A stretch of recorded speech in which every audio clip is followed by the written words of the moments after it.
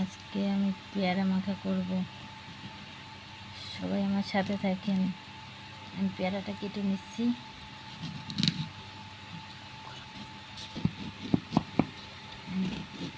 আমি পেয়ারাগুলোকে এভাবে ছোট ছোট করে স্লাইস করে নেব।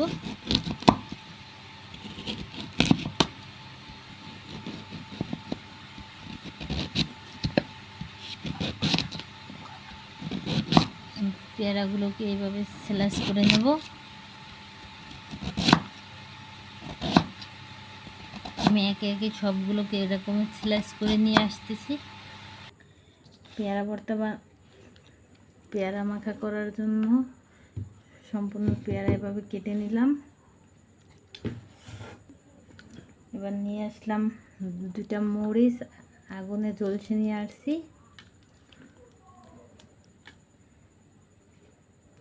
স্বাদ মতো লবণ চটকে নেব।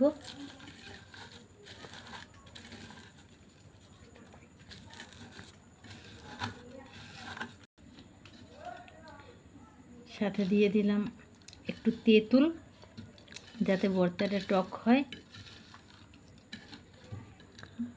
দিব কাসুন্দি।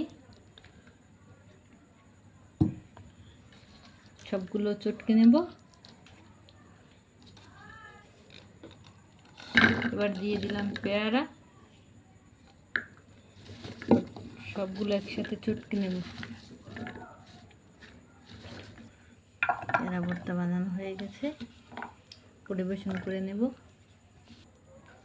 এবার একটা টেস্ট করে দেখব কেমন লাগে।